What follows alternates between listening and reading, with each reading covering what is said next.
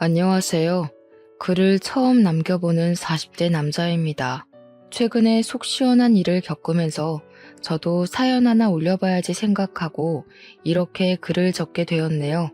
살면서 그놈을 떠올리면 처음 몇 년은 이가 갈리고 뼈마디 하나하나가 시려왔어요. 언젠가는 내가 그놈에게 살떨리는 원수를 갚아줄 날이 있지 않을까 하고 말이죠. 그리고 드디어 1년 전에 그 원수를 갚게 되었습니다. 그 원수 같은 놈을 처음 만난 건 제가 고등학교 2학년 때였습니다. 벌써 20년도 훌쩍 넘은 일이지만 그때 일만큼은 억울하고 서러워서인지 기억이 생생하게 나네요. 저는 부모님이 8살 되던 해 이혼을 하시고 할머니 댁에서 살고 있었습니다. 어릴 때라서 부모님이 왜 이혼을 하셨는지 기억은 잘 못하지만 아버지가 매일 술을 마시고 어머니를 때렸던 것은 기억이 나네요. 그런 날이면 온 집안의 물건들이 하늘 위를 날아다니며 깨져 있었습니다. 저는 두려워서 장롱 속으로 숨어 들어가고 한참 두 분의 고성이 오고 간 뒤에 아버지가 술에 취해 잠이 든 뒤에야 장롱 밖으로 나왔죠. 그래서 부모님이 이혼하셨을 때 잘 되었다고 생각했습니다. 오히려 조용하고 큰 소리가 오가지 않은 할머니 댁이 마음에 들기까지 했습니다. 아버지는 저를 할머니 댁에 보내놓고 매일 술로 사셨어요. 결국은 제가 12살 때 간경화로 돌아가시게 되었고 엄마는 아빠의 이혼 후에 다른 분과 재혼하셔서 이복 동생을 낳았죠. 그런 상황이니 제가 갈 곳은 할머니 댁 말고는 없었습니다. 할머니는 저를 키우시면서 작은 분식집을 하고 계셨습니다. 마을 시장 옆에 작은 건물에서 장사를 하셨어요. 그나마 고정 수입이 있으니 저를 키울 여력이 있으셨죠. 그래서 언제나 저를 길러주고 보살펴주면서 예뻐해 주신 할머니에 대한 애정 또한 남달랐어요. 어려서 부모님과 살면서 받을 수 없던 애정을 그때 할머니에게 받으며 자랐습니다. 지금 생각해보면 할머니 덕에 엇나가지 않았던 것 같네요. 새벽에 일어나 할머니가 조용히 집을 나서시면 저도 벌떡 일어나 할머니 가게로 함께 갔습니다. 철이 들면서부터는 할머니의 일을 돕기 시작했죠. 할머니는 어린 네가 할 일이 아니라며 한사코 말리셨습니다. 저는 그렇게 할머니를 돕는 게 너무 즐겁고 또 행복했었어요. 일을 도와드리고 후딱 씻고 학교로 달려가고는 했죠. 그럴 때면 할머니께서는 제게 말하셨습니다. 현수야, 네가 공부를 잘하는 게 할머니는 제일이야. 그래야 나중에 네가 잘 되지. 네, 할머니. 학교 공부도 열심히 하고 있으니까 너무 걱정하지 마세요. 학교 수업도 열심히 듣고 공부도 우수한 성적을 받아서 할머니를 기쁘게 해드리고는 했습니다. 학교에서 상장을 가져가면 할머니는 활짝 웃으시며 말하고는 했습니다. 아이고, 우리 현수가 또 상장을 받아왔네. 귀여운 내 새끼. 현수야, 할머니는 말이야. 네가 희망이야. 이렇게 떡하니 상장을 벽에 걸어놓으면 시장 안악들이 얼마나 부러워하는지 아니? 나는 딱 그 맛으로 산다. 너를 키우는 맛으로. 잘 자라줘. 고맙다 내 새끼. 그렇게 말하며 저를 꼭 껴안아 주셨습니다. 할머니, 저 공부 더 열심히 할게요. 그래서 할머니한테 효도할 거예요. 그래, 장하다 우리 손주. 꼭 성공해서 잘 살 거라. 할머니의 한마디가 저를 웃게 하고 저의 한마디가 할머니의 보람이 되었습니다. 그렇게 저는 할머니에게 사랑받고 학교 친구들하고도 잘 지냈습니다. 딱 여름방학을 한 달 정도 앞두고 있던 고2 여름, 그놈이 우리 반으로 전학을 오기 전까지는 말이죠. 그의 여름은 제게는 잊을 수 없는 일들로 가득했습니다. 처음 그놈이 교실로 들어설 때부터 분위기가 남달랐습니다. 우리는 그 녀석의 반항기가 가득 실린 날카로운 눈빛에 당황하기도 했죠. 당시 텔레비전에서는 일진의 행패와 학교 폭력 문제를 자주 다루었습니다. 교실로 들어오는 그 녀석의 모습이 딱 그런 모습이었어요. 전학을 오면서 첫날부터 교복 바지를 딱 줄여 입고 교복 단추는 몇 개나 채우지 않은 채로 들어왔습니다. 교탁 옆에 서서 모두를 하찮게 쳐다보는 눈빛에 저 녀석은 일진이다라는 생각이 번뜩 들 정도였죠. 전학 온 첫날부터 학교에는 그 아이가 사고치고 전학 온 게 아닌지 소문이 무성하게 퍼져나갔습니다. 그 녀석에게 가까이 가려는 사람은 아무도 없었죠. 저희 학교에는 당시에 학교를 주름잡는다는 일진이라는 애들이 없는 몇 안 되는 학교였습니다. 있어봤자 조금 잘 노는 애들이라고 해야 하나? 명랑하고 학급 일에 적극적으로 나서는 정도였지 사회 문제가 되는 그런 친구들은 없었거든요. 그리고 잘 노는 그 아이들에 제가 포함되어 있었죠. 친구들과 잘 놀면서 공부까지 항상 상위권이니까 친구들은 저를 보면서 신기해했습니다.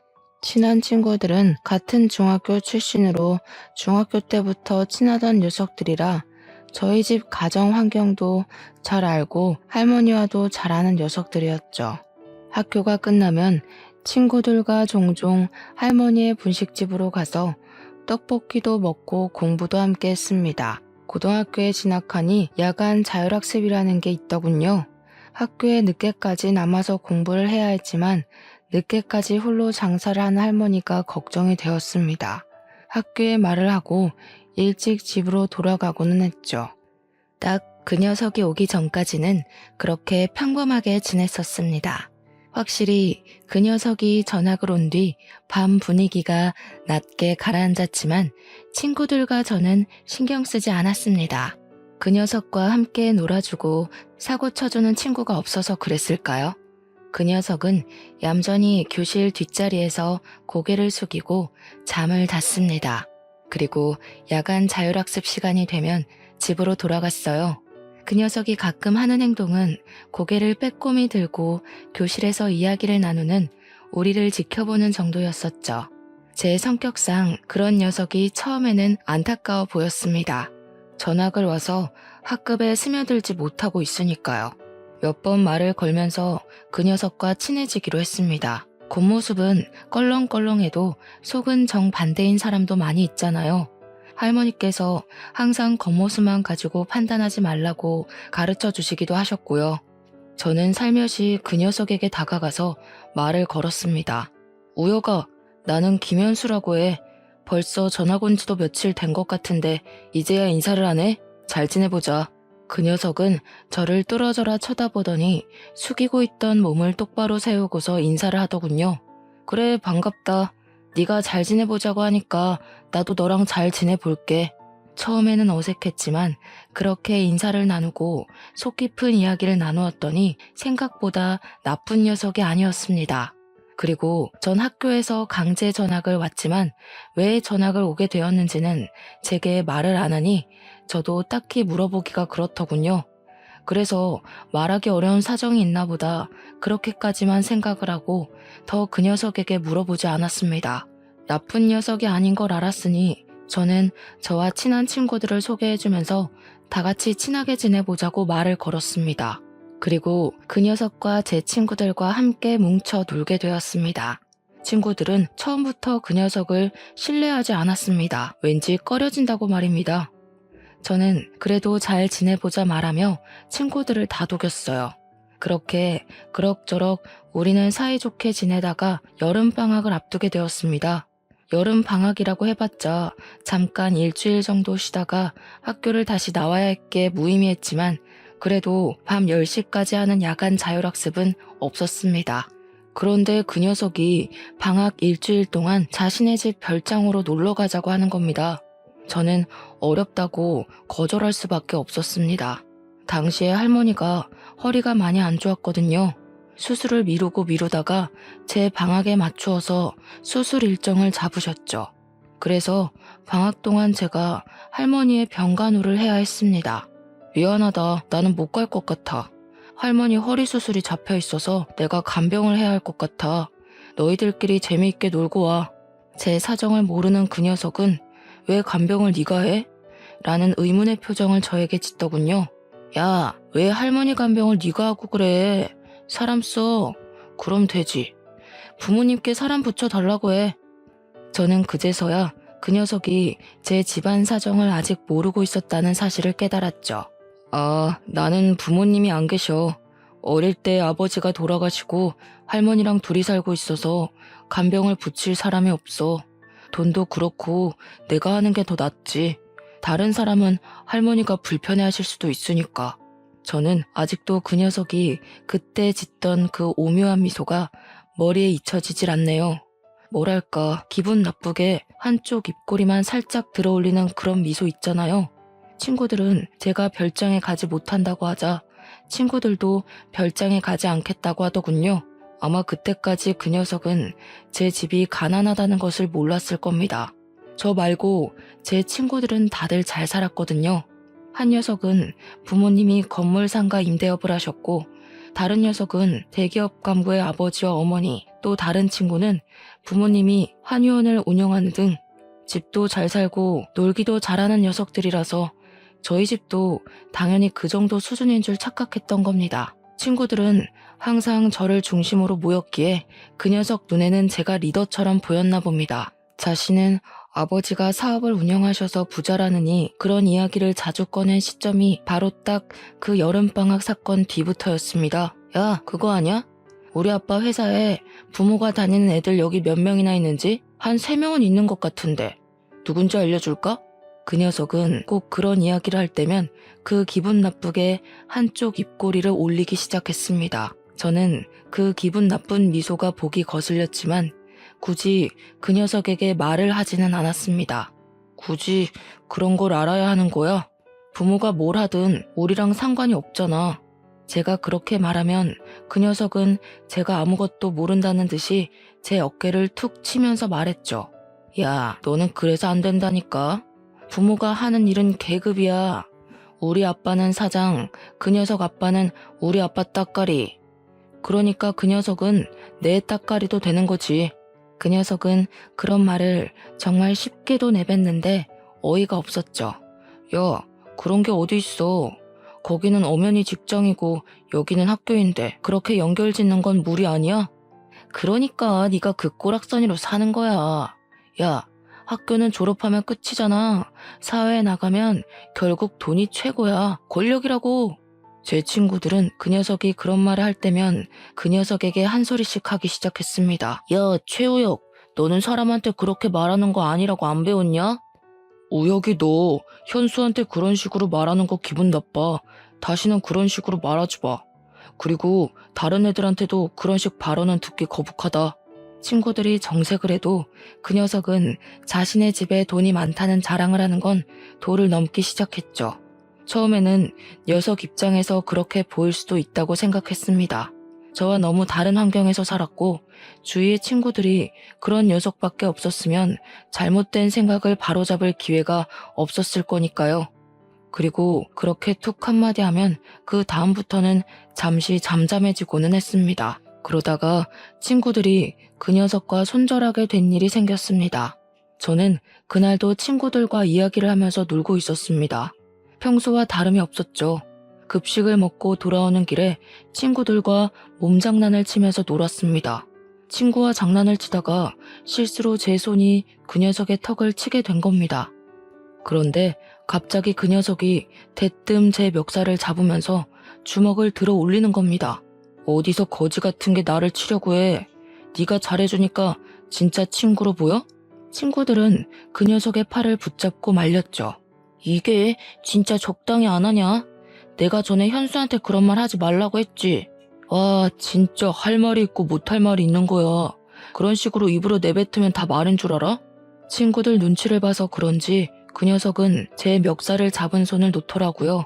그런 일이 늘어나고 그 녀석이 그룹에 끼어든 이후로는 저희는 모여서 공부를 하는 것도 줄어들게 되었습니다. 성적이 한꺼번에 떨어지니 친구들은 점점 그 녀석하고 따로 뭉치기 시작을 하더군요. 야, 그냥 예전처럼 우리끼리 모이자. 우혁이가 끼고 나서는 분위기도 너무 험악해지고 애가 현수 무시하는 것도 보기 싫다. 나도 그래. 전에는 같이 모이면 공부도 하고 했는데 우혁이가 끼고 나서는 매일 놀기 시작하니까 성적이 팍 떨어졌어. 부모님께 한 소리 들었다. 그냥 전처럼 모여서 공부하면서 그렇게 지내자. 그래도 어떻게 대놓고 그렇게 무자르듯 자를 수 있겠습니까? 잘못된 것을 알려주면 그 녀석도 달라지지 않을까 했습니다. 야, 그래도 우리가 안 놀아주면 저 녀석 예전처럼 혼자 지내는 건데 그렇게 되면 우리가 우혁이 따시키는 거랑 뭐가 달라? 친구가 되었으니까 잘 말해보자. 아직 뭐가 잘못된 일인지 몰라서 그럴 수도 있잖아. 제 말에 마음이 안 내켜 하는 것 같았지만 그래도 친구들은 알겠다고 하면서 무마되는 분위기였습니다. 저는 여전히 집안 사정으로 야간 자율학습을 빼먹고 있었으니 제가 집으로 간 뒤 사정은 더욱 모르고 있었습니다. 그 사이에 친구들은 점점 그 녀석과 따로 놀기 시작했나 봅니다. 제가 있을 때는 잘 지내다가도 제가 먼저 집에 가면 말도 안 걸었나 봐요. 그 녀석은 자신이 따돌림을 당한다고 생각하고 약이 바짝 오르기 시작했죠. 그리고 그 화살은 가장 만만한 저에게 돌아왔습니다. 재미있는 이야기를 하다가도 저에게 괜히 시비 거는 말을 하면서 사람을 비꼬는 겁니다. 이번 주말에 시간이 날 것 같은데 오랜만에 뭉쳐서 영화나 보러 갈래? 재미있는 거 개봉했나? 야, 집이 가난해도 영화는 볼 돈은 있냐? 그것도 모아서 밥 사 먹을 돈이라도 만들어야 하는 거 아니야? 에이, 없이 살아도 그 정도는 아니야. 너처럼 넉넉하지 않다는 거지. 문화생활을 즐기지 못할 정도로 가난하지는 않아. 또 부모님 없다며 할머니 혼자서 벌어서 너 먹여 살리는데 영화 안 보고 돈 모아야지. 그래야 효도하지. 저는 그 말에 어이가 없었습니다. 이 녀석은 모든 세상을 비틀어서 보는 것인지 도무지 이해가 되지 않는 겁니다. 우여가 걱정은 고마운데 그런 말이 남한테 상처가 될 수 있다고 생각 안 하냐? 나 지금 이 말 되게 기분 나빠. 다음부터는 조심해 주었으면 좋겠다. 네가 기분 나쁘면 내가 다 들어줘야 하는 거냐? 가난이 죄인 거야, 병신아. 그러니까 누가 부모도 없이 할머니랑 같이 살래? 가난하게 태어난 건 전생에 죄를 지어서 그런 거야. 그러니까 내가 뭐라고 말해도 너는 받아들여야 되는 거야. 넌 뭐가 잘나서 내 위로 기어오르냐? 너 진짜 자꾸 그딴 식으로 말할래? 다른 사람 기분은 생각하지 않고 말하는 거 진짜 안 좋은 습관이야. 그러니까 내가 왜 거지인 네 기분까지 신경 써야 하는 거냐고. 기분 나쁘면 나보다 부자가 되어 보던가. 우와, 진짜 이 새끼 인성 썩었네. 현수야, 미안한데 나는 더 우혁이랑 친구 못하겠다. 뭔가 발전이 보여야 기다려주고 하지. 자기가 뭘 잘못한지도 모르는 사람한테 뭘 기대하라는 거야? 나도 그래. 이번 주말에도 우혁이 빼고 우리끼리 영화 보러 가자. 친구들은 그 녀석 앞에서 대놓고 절교 선언을 하더군요. 그렇게 친구들이 그 녀석을 대놓고 무시하자 다시 혼자가 되었습니다. 그리고 어느 순간 학교에 나오지 않는 겁니다. 하루 이틀 학교에 빠지자 그래도 몇 달 친구로 지내서인지 그 녀석이 걱정되더라고요. 무슨 일이 있나 싶고 혹시 사고라도 나진 않았는지 걱정도 되었죠. 혹시 친구들이 그런 말을 해서 상처받은 건 아닌지 걱정이 되었으니까요. 하지만 그 녀석을 친구로 생각하던 건 저뿐이라는 것을 깨닫고 말았습니다. 하교를 하고 할머니 가게로 들어서자 엉망이 된 가게가 눈에 들어왔습니다. 꼭 술 먹던 아저씨들이 서로 싸우다가 엉망이 된 것처럼 여기저기 떡볶이 국물이 튀어 있었고 할머니는 떡볶이 국물이 튄 바닥을 닦고 계셨죠. 저는 서둘러 가방을 내려놓고 바닥에 굴러다닌 식기들을 주워들며 할머니께 물어보았습니다. 할머니, 여기서 싸움이라도 일어났어요? 이게 어떻게 된 일이에요? 왜 이렇게 엉망이 된 거예요? 할머니는 저를 보면서 깊이 숨을 내쉬면서 제 손을 꽉 잡으셨습니다. 현수야, 너 불량한 애들이랑 어울리고 그러니? 아까 너의 친구라고 하는 애가 와서 떡볶이가 맛이 없다느니 왜 이렇게 지저분하냐느니 그러면서 이렇게 난장판을 치고 갔다. 혹시 걔랑도 친구야? 이 할미는 처음 보던 친구던데 절대 불량한 친구들이랑 어울리면 안 된다. 못된 놈이 친구들을 서너 명 데리고 와서는 이렇게 난장을 치는데 지갑에서 10,000원짜리 몇 장을 두고는 이거면 됐죠 하면서 가는 게 아니니? 얼마 전부터 네가 말한 친구가 걔인 것 같은데 애가 영 쓸모가 없겠더라. 네 친구라는데 바로 신고하기도 그렇고 너한테 일단 물어보려고 기다렸다. 할머니의 말을 듣고 저는 주먹을 꽉 쥐었습니다. 할머니가 말한 녀석이 누군지 짐작이 가기 시작했으니까요. 학교를 빠지고서 한 일이 이런 일이라니. 이제 그 녀석이 친구로도 인간으로도 안 보였습니다. 할머니, 제가 잘 말할게요. 일어나세요. 허리 아프세요. 제가 치우겠습니다. 네가 어떻게 다 치운다고 그러는 거니? 너는 손대지 말고 가서 공부해. 이런 건 내가 해도 충분해. 저는 억지로 할머니를 일으키고 가게를 정리하기 시작했습니다. 그리고 내일 학교에 가면 그 녀석의 집 주소를 알아보고 찾아가 봐야겠다고 생각했죠. 이렇게 가만히 있자니 분에서 피가 끓어오르는 겁니다. 저에게 그러는 것은 용서해도 할머니를 건드리는 것은 절대 용서 못할 일이었습니다. 다음날 학교에 가니 그럴 필요 없이 그 녀석이 학교에 나와 있더라고요. 저는 그 녀석을 보자마자 바로 날려가 날라차기로 녀석의 얼굴을 날려버렸습니다. 갑작스럽게 저에게 맞은 녀석은 두 눈을 동그랗게 뜨고 저를 바라보았습니다. 야, 네가 우리 할머니 분식집 엉망으로 만들었냐? 불만 있으면 나한테 해야지 왜 엄한 사람한테 화풀이라는 거야? 녀석은 비틀거리면서 일어나서 저에게 달려드는 겁니다. 저는 다시 주먹으로 그 녀석의 얼굴을 때렸습니다. 아씨, 너 싸움 배웠냐? 좀 치네. 싸움?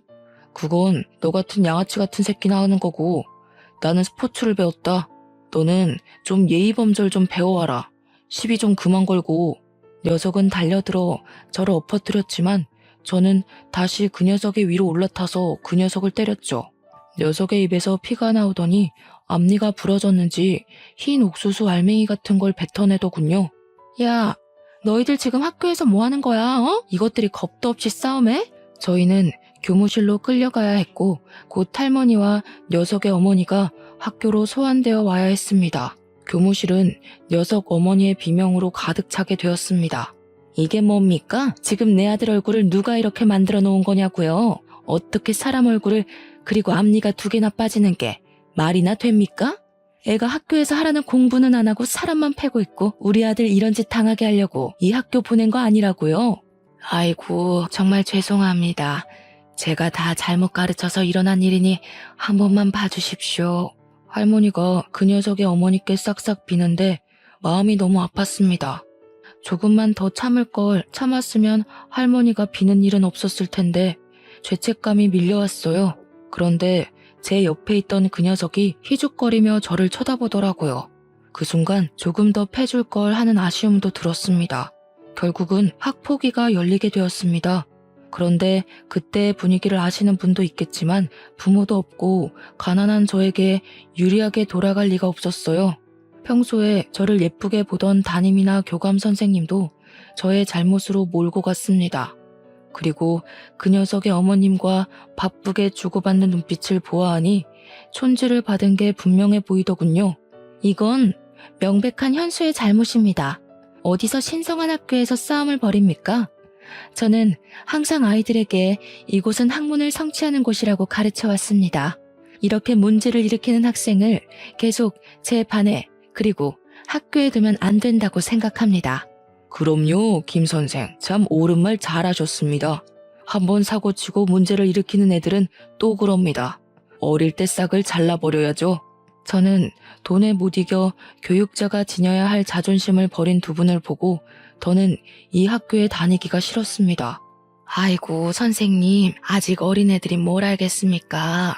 아직 치기 어린 혈기에 사고친 걸 너그럽게 용서해 주시면 안 되겠습니까? 제가 이렇게 빌겠습니다. 할머니는 자리에서 일어나서 선생님과 그 녀석의 어머니 앞에서 무릎을 꿇고 빌었습니다.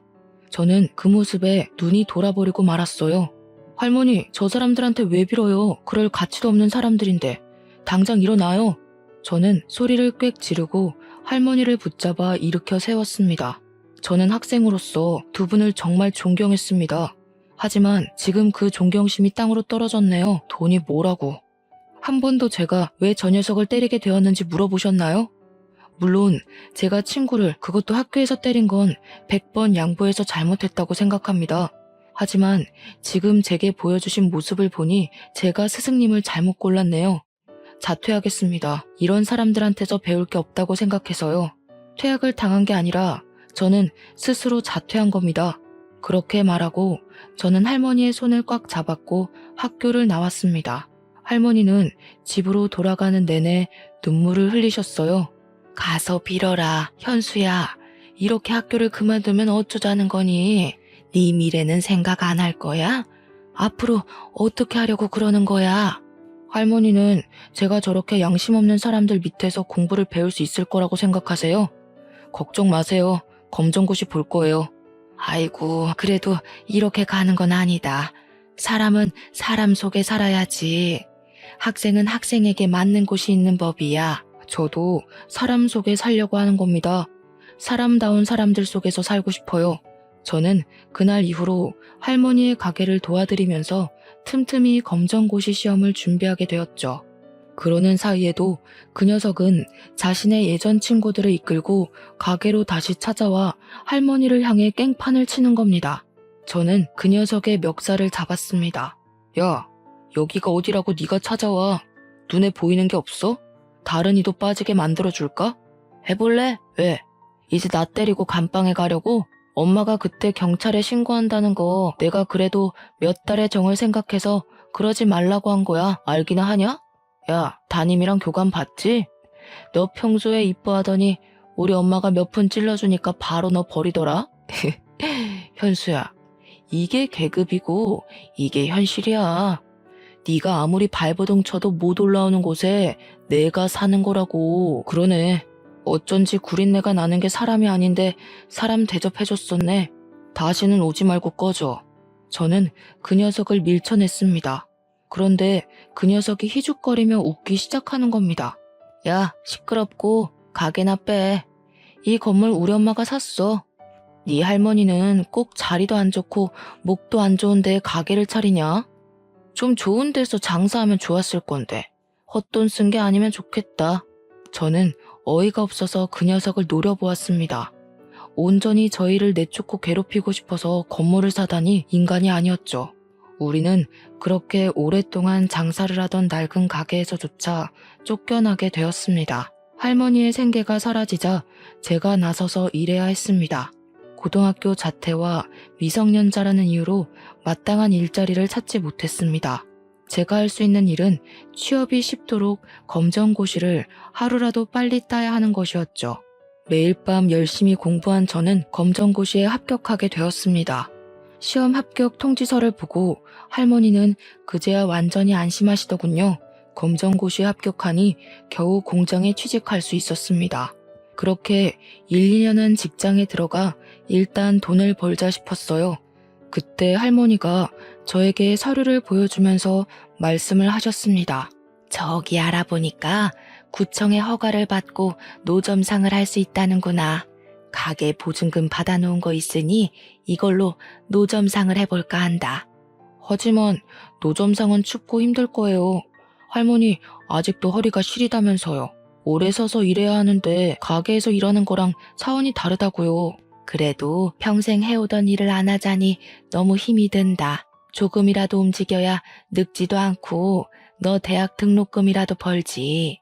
그 시험 보면 너 대학 갈 수 있다고 하지 않았어? 저는 대학은 애초에 포기하고 있었는데 할머니는 저를 대학까지 보낼 생각을 하고 계셨습니다. 저 대학 안 갈 거예요. 지금이 좋아요. 지금처럼 일하면서 돈 벌 거예요. 그게 무슨 소리야? 대학을 왜 안 가? 그럼 지금처럼 살겠다는 거냐? 너처럼 똑똑한 애가 대학을 안 가면 누가 간다니? 대학 간다고 꼭 다 성공하는 것도 아니고 저도 하고 싶은 게 있어서 그래요. 너무 걱정하지 마세요. 친구들은 대학에 들어가서 공부를 하고 있을 때 저는 공장에서 일을 시작했습니다. 그런데 일을 하면서도 할머니가 걱정되는 겁니다. 겨울에는 춥고 여름에는 더울 텐데 하는 생각 말이죠. 아직도 허리 건강도 나쁜데 노점상은 일반 가게보다 몇 배는 더 힘들잖아요. 상하수도가 없는 노점상은 물을 사용하려면 멀리 나가서 길러와야 했기에 허리가 안 좋으신 할머니가 걱정이 되었습니다. 회사를 그만두고 할머니를 도와 장사를 하고 싶다고 말했어요. 할머니는 제가 장사를 하겠다니까 또 노발대발하셨습니다. 회사를 그만두었다니 그게 무슨 말이야? 왜? 거기서 너한테 뭐라고 하더냐? 학교 그만두었다고? 그래서 그러는 거야? 할머니는 또 제 걱정부터 하셨죠. 아니요, 그게 아니고 제가 장사를 배워보고 싶어서요. 할머니한테 장사 기술이나 배워서 사장이나 되어볼까요? 싱거운 소리 하지 마라. 장사가 아무나 한다니? 얼마나 고생스러운 일인데 이걸 한다고 해. 차라리 다른 직장 알아봐. 이번에 대학이나 가던지. 장사가 얼마나 힘들고 고된데 너까지 일을 한다고 하니? 할머니는 평생을 하셨잖아요. 아마 저도 할머니 닮아서 타고났을 수도 있잖아요. 정 그렇게 걱정되시면 딱 몇 년만 해보고 안 되면 깨끗이 접고 대학 갈게요. 어때요? 허락해 주실 거죠? 할머니는 제 고집에 못 이겨서 결국 허락하셨습니다. 그렇게 저는 할머니의 노점상에서 같이 떡볶이와 분식을 팔게 되었습니다. 처음 몇 달은 정말 고생을 많이 한 것 같아요. 생각보다 장사가 안 되고 할머니를 도와서 일하기는 했지만 노점상이라서 단골이 생기는 게 꽤 어렵더라고요. 그리고 굳은 날에는 아예 장사를 못할 때도 있으니 가게를 가지고 장사를 하는 것과 노점상은 정말 하늘과 땅만큼의 차이가 나는 것 같았죠. 그렇게 몇 달을 고생하니 저희에게도 꾸준히 찾아오는 단골이 늘기는 했습니다. 할머니가 떡볶이를 오래 만들기도 하셨지만 재료를 허투루 쓰시지 않으셨거든요. 그때만 해도 할머니는 고추장을 직접 만들어 쓰셨어요. 장맛이 바뀌면 맛도 바뀐다고 항상 고추장을 만드시면서 장사를 하셨죠. 그래서 저희만의 고유의 맛이 있었습니다. 그 맛을 잊지 못하고 찾아오는 손님이나 그리고 예전 가게를 할 때 손님들도 노점상으로 찾아오셨습니다. 점점 단골 손님이 많아지니 몇 년 만에 가게를 오픈할 정도로 여유가 생겼어요. 번듯한 가게를 오픈하고 보니 마음도 뿌듯하고 할머니 또한 저에게 공부하라는 말은 하지 않으셨죠. 그렇게 가게 오픈하고 몇 년을 바쁘게 장사를 할 때였습니다. 깔끔하게 정장을 갖춰 입은 분이 가게 안으로 들어오더니 떡볶이를 시키시는 겁니다. 저렇게 정장 입은 분들도 떡볶이를 좋아하시는구나 하고 반쯤은 신기하게 쳐다보았죠. 그분은 떡볶이를 다 드시고 저에게 다가오셨습니다. 사장님, 소문대로 떡볶이가 너무 맛있네요. 특별한 비법이라도 있으시나요? 특별한 비법이요? 비밀이라고 하면 고추장을 저희가 직접 담근다는 걸까요? 그것 말고는 특별한 레시피는 없습니다. 역시 그래서 이렇게 깊은 맛이 나는군요. 혹시 저희와 계약하고 프랜차이즈를 내볼 생각이 있으십니까? 그 말을 듣고 우리 집 떡볶이가 다른 떡볶이들보다 경쟁력이 있다는 것을 알게 되었습니다. 신사분에게는 고민을 좀 해보겠다고 말을 했어요. 제 스스로 프랜차이즈를 차려보고 싶은 욕심이 생겼거든요. 장사가 끝난 오후에 본격적으로 프랜차이즈에 관해 공부를 하게 되었습니다. 프랜차이즈는 고유한 맛을 어떻게 일관되게 유지하면서 여러 점포를 유지하는지가 가장 중요하더군요. 그러면서 유통과 공장형 재료를 만들 것 등등 생각보다 복잡한 작업이었습니다. 저는 국가 사업으로 청년 지원을 받아서 공장을 세우고 할머니의 장맛을 유지하면서 고추장을 대량 생산하는 연구를 하기 시작했습니다. 제가 거기에 매달리는 동안은 할머니께서 사람을 써서 가게를 운영하셨죠. 그렇게 2년 정도를 공들인 결과 할머니 장맛을 유지한 떡볶이 소스를 개발하게 되었습니다. 떡볶이 소스를 만들고 프랜차이즈 사업을 시작하게 되었죠. 그렇게 사업을 시작하니 특색 있는 소스 덕분에 프랜차이즈를 하고 싶다고 많은 분들이 찾아왔습니다. 다들 자리를 잡아가고 사업이 안정을 찾아가니 점점 자신감을 가지게 되었습니다. 다른 사업에도 발을 넓히게 되었어요. 요식업 중심의 프랜차이즈를 개발하는 업체로 키워나가고 싶었죠. 좋은 아이템을 발견하면 그것을 다시 연구하고 개발하면서 새로운 프랜차이즈 사업체로 오픈하는 겁니다. 떡볶이 사업의 뒤를 이어 핫도그 사업까지 대박을 치게 되면서 전문 프랜차이즈 기업으로 발전하게 되었습니다. 그리고 바로 1년 전에 저는 새로운 프랜차이즈점을 오픈하면서 그놈을 다시 만나게 되었습니다. 수십 명의 사람을 모아놓고 프랜차이즈 사업주를 모집하는 설명회를 열게 되었죠. 한참 설명하고 있는데 익숙한 얼굴이 보이는 겁니다. 저를 보고 그 녀석도 놀랬는지 제가 쳐다보니까 고개를 쓱 돌리면서 제 얼굴을 회피하더라고요. 저는 설명회가 끝나고 일부러 그 녀석에게 다가갔습니다. 저를 본 그 녀석의 얼굴이 점점 굳어가면서 당황하는 기색이 역력해 보였죠. 저는 손을 내밀면서 악수를 권했습니다. 잘 살았어? 어떻게 이렇게 만나지? 나는 너를 다시 만날 줄은 생각하지도 못하고 있었는데. 참 운명이라는 게 짓궂기도 하네. 앞니는 잘 심어놨네? 아, 앞니 임플란트 했지. 나는 뭐 잘 살았어. 너도 좋아 보이네. 이런 큰 사업을 하고 잘 사니까 보기 좋다. 저는 그 녀석의 말에 정말 웃음만 나오는 겁니다. 말은 그렇게 해도 똥 씹은 표정을 하고 있었으니까요. 그런데 정말 나는 여기서 너를 볼지 몰랐어. 너희 아버지가 큰 사업을 하고 계시다고 했잖아? 우리 반에도 너희 아버지 회사에 다니는 애들이 많다고 하지 않았나? 그런 큰 기업을 물려받을 줄 알았는데 보통 우리 사업 파트너분들은 너희 아버지 같은 큰 회사에 다니다가 퇴직금으로 남은 여생을 보내려고 찾아오는 분들이 많아. 아니면 젊어서 요식업 사업에 큰 꿈을 가지고 있는 분들도 있고. 그런데 너는 둘 다 아닐 것 같은데? 저는 그 녀석의 사정을 한눈에 알아보았지만 일부러 말끝을 흐렸습니다. 사람 일이 그렇게 쉽게 풀리면 좋지. 고등학교 졸업하고 아버지가 밀려 들어오는 어음을 갚지 못하고 회사가 부도가 나버렸어. 그래서 집안이 빚더미 안게 되고 대학도 졸업 못하고 나도 바로 일을 시작했어. 그리고 내가 얼마나 어리석었는지 알게 되었어. 그동안 너무 미안해. 이렇게 말한다고 용서가 안 된다는 건 알고 있지만 그때는 너무 어렸잖아. 뭐 어린애처럼 무릎 꿇고 빌길 원하는 건 아니지? 18살이면 알 것 다 아는 나이지 않아? 주민등록증도 나오는 나이인데 어떻게 어리다고만 하겠어. 그때 나는 분명 너한테 그건 나쁜 짓이라고 충고도 여러 번 주었던 것 같은데 넌 내 말이나 친구들 말은 듣는 척도 하지 않았잖아. 근데 너의 그 질 나쁜 친구들이랑은 잘 지내는 거야? 우리 친구들은 잘 지내고 있는데 그 녀석은 갑자기 허리를 굽히면서 저에게 미안하다고 하는 겁니다. 현수야, 정말 미안해.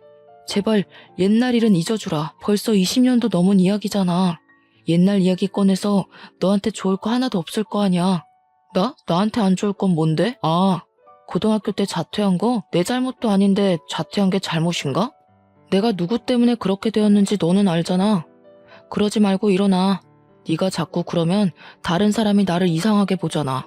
나는 너처럼 네 가난을 가지고 모욕하지도 너의 노모를 괴롭히지도 않았는데 이건 너무 불공평하잖아. 제 말에도 허리를 계속 굽히고 있더라고요. 너 정말 너무한 거 아니냐? 내가 이렇게 부탁하잖아. 그때 일쯤은 그냥 묻고 지나갈 수 있는데 뭐가 어렵다고 하는 거야? 나는 그때 일 용서 못하겠다고 말하는데 네가 우기니까 그러는 거지. 그리고 내가 어떻게 성공했는지 알려줄까? 사업 파트너 선정할 때 돈이 있고 없고가 아니라 책임감과 인성을 중요하게 여겨서 성공한 거야. 그래서 내 사업에는 적은 자금으로도 창업할 수 있는 거고 나와의 신뢰를 가장 중요하게 여기니까 사업주분들은 신뢰를 유지하기 위해서 열심히 사업을 번창하고 키워나가는 거지. 그런데 난 너를 신뢰하지 못하겠다. 미안하다. 너와 함께 사업을 할 생각은 없네. 제가 그렇게 말하니까 갑자기 흥분한 녀석이 저에게 달려드는 겁니다. 그러면서 제 멱살을 잡고 화를 버럭 내더라고요.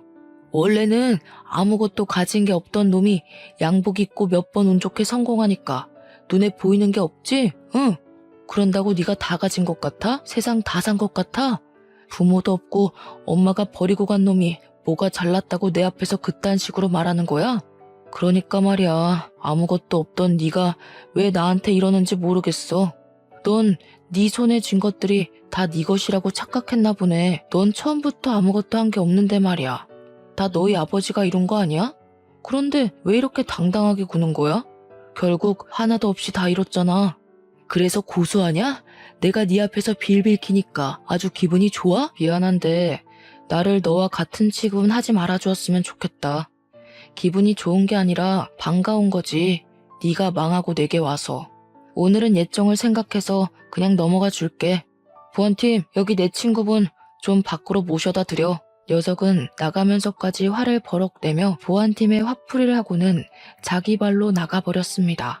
그 뒤로 아는 사업체 사장들과 이야기를 나누게 되었습니다.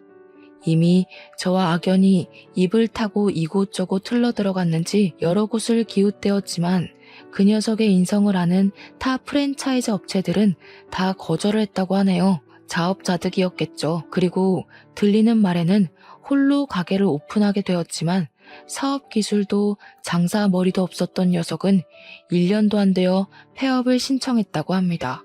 이 세상은 공짜라는 게 없는 세상인데 말이죠. 그 녀석의 아버지 사업이 망하지 않고 예정대로 사업을 물려받았다고 해도 그 사업이 예전처럼 잘 되었을까요? 저는 아니라고 생각합니다. 결국 이 세계도 피비린내 나는 전쟁터이고 언제나 새로운 걸 받아들이고 노력하지 않으면 도태되어 버리는 곳이니까요. 사람의 인생이라는 게 살면 살수록 모를 일인 것 같아요. 바쁘게 사느라 그 녀석의 존재조차도 거의 잊고 지냈는데 우연한 계기로 복수까지 하게 될지 꿈에도 몰랐으니까요. 그 녀석의 실패는 아버지의 능력이 자신의 능력인 듯 달고 있는 날개가 쉽게 녹아내리는 밀랍이라는 것이겠죠. 밀랍 날개를 달고 신인 것처럼 하늘 높이 날아오르려고 했던 이카로스는 결국 밀랍 날개로 나락으로 떨어졌으니까요. 저는 지금의 그 녀석을 보면 딱 이카로스의 날개가 떠오릅니다. 스스로 날개를 더 단단하고 훌륭한 것으로 만들려고 노력하고 달았다면 그 녀석이 지금처럼 바닥까지 떨어져 내리지 않았을 거라고 생각을 하거든요. 충분히 단단한 날개로 만들 수 있는 남보다 더 좋은 환경이 있었으니까요. 저의 사연은 여기까지입니다. 제가 사연을 쓴 것은 그 녀석보다 제가 잘났다고 쓴 글은 아니었습니다. 저도 그와 똑같은 인간이었고 미숙한 건 매한가지라고 생각을 하니까요. 하지만 자신의 능력을 스스로 들여다보지 않고 상대방을 깔보고 무시하면 안 된다고 생각을 하며 살아왔습니다.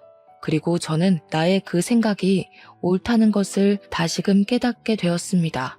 누군가 저 자신을 무시하고 깔아뭉개도 본인 스스로의 능력을 믿고 일어선다면 누구에게도 지지 않을 거라고 생각합니다. 다시 더 단단하고 멀리 날 수 있는 날개를 달아서 하늘 높이 날아오를 테니까요.